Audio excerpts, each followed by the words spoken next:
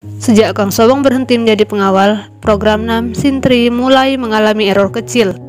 Ia sering melihat Kang Sobong di sekitarnya.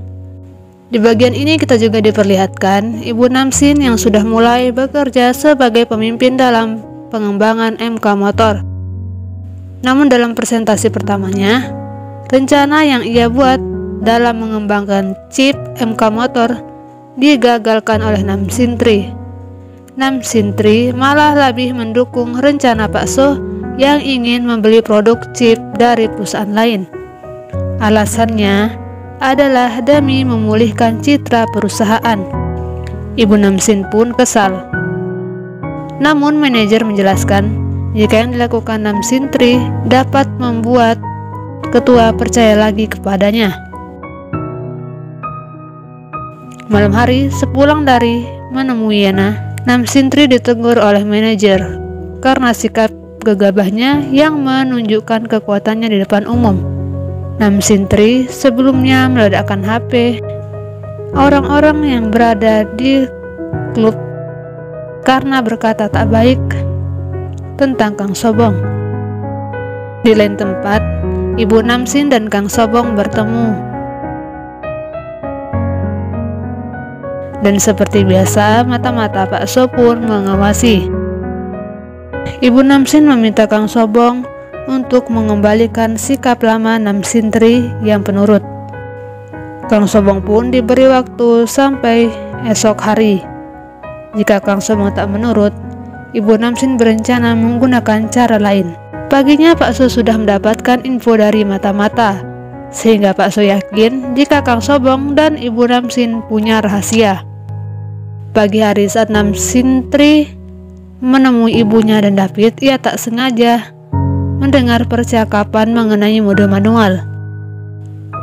Dan saat Namsin akan dibawa ke laboratorium, Kang Sobong menelpon dan mengajaknya pergi berjalan-jalan, sehingga pemasangan mode manual pun ditunda.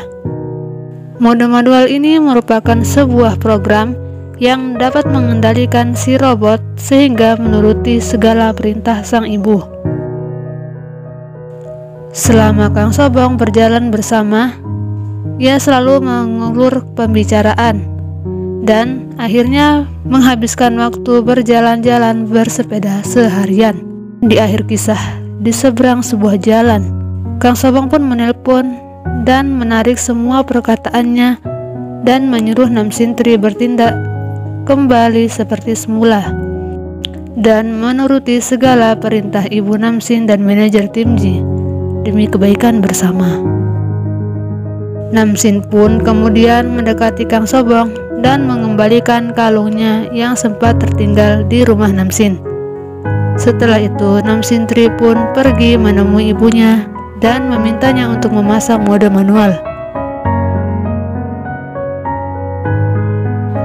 Hari berikutnya pun tiba. Ini adalah hari di mana Nam Sintri akan melangsungkan pernikahan dengan Yena. Sambil menunggu acara dimulai, Nam Sintri main sepeda di dekat kolam renangnya. Sementara Yena menemui sang ayah. Setelah dirasa semua hampir siap, Nam Sintri keluar menyapa para tamu. Dan di waktu yang sama, Pak So melanjutkan misinya. Terlihat sekretaris Pak So mengambil HP Ibu Namsin dan meretasnya.